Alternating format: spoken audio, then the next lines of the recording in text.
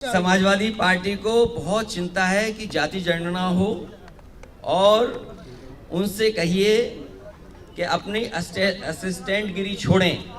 ये सवाल मुख्यमंत्री जी का है, सवाल मुख्यमंत्री जी से पूछा गया है।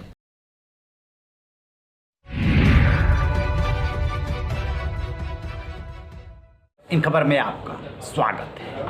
समाजवादी पार्टी के प्रमुख अखिलेश यादव और उत्तर प्रदेश के डिप्टी चीफ मिनिस्टर बीजेपी के वरिष्ठ नेता केशव प्रसाद मौर्य में अदावत जग जाहिर है। दोनों में बिल्कुल नहीं पटती है। विधानसभा का सीन वो आपने देखा होगा जब केशव प्रसाद मौर्य और अखिलेश यादव में भिड़ंत हो गई थी इस बात को लेकर के कि विकास किसके पैसे से होता है, क्या सैफई कुनबे की ज़मीन से बेच करके होता है या उनके पिताजी के जेब से आता है। और अब दोनों नेता जाति जनगणना को लेकर के भिड़ गए हैं।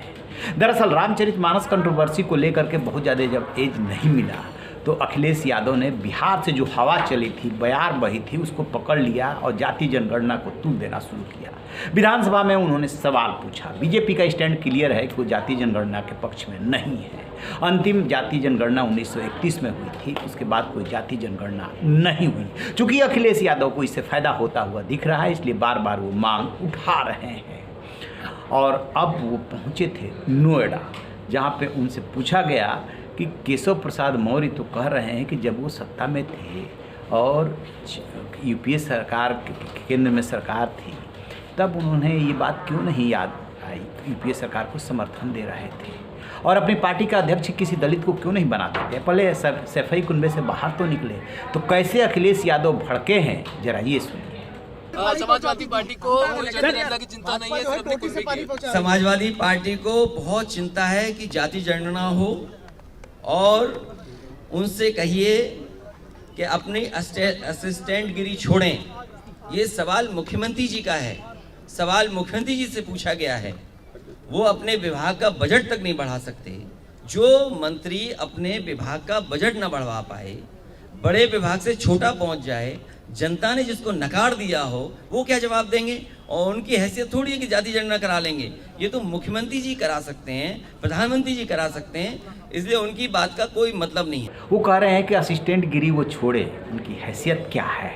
मैंने मुख्यमंत्री से सवाल पूछा है, मुख्यमंत्री को जवाब देने दें। इस तरीके से वो भड़क जाते हैं। अब केशव प्रसाद मौर्य ने क्या कहा था अखिलेश यादव के जाति जनगणना वाले बयान को लेकर के, जो वो विधानसभा में बोले थे, वो भी जरा देख लीजिए।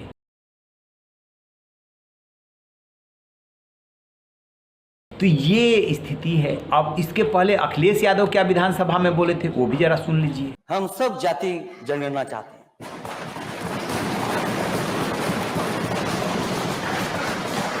अध्यक्ष महोदय, हम जाति जनगणना चाहते हैं और बिना जाति जनगणना के ये नारा आपका अधूरा है। सबका साथ कैसे होगा जब हमें और आपको नहीं पता कि हम कितने हैं आबादी में? सबका विकास कैसे करोगे आप? सबका विश्वास कैसे जीतोगे आप? सुन लिया आपने, देख लिया।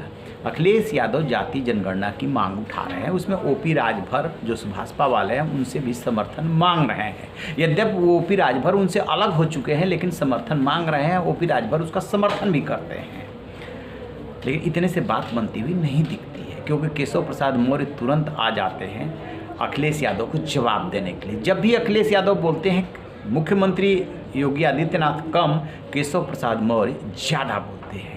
उन्हीं को जवाब देने के लिए आगे किया जाता है और अखिलेश यादव चिढ़ जाते हैं। कभी स्टूल मंत्री कहकर पुकारते हैं, तो कभी असिस्टेंट गिरी छोड़ने की बात कहते हैं और केशव मौर्य उन्हें चिकोटी काट देते हैं कि अब पहले अपने पार्टी का अध्यक्ष ही किसी दलित को या किसी और, छोड़िए जो प्रदेश अध्यक्ष हैं उन्हीं को बना दीजिए। अब भला अखिलेश यादव पार्टी अध्यक्ष पद छोड़ देंगे तो उनके पास बचेगा क्या? चिकोटी काटना ही तो हुआ।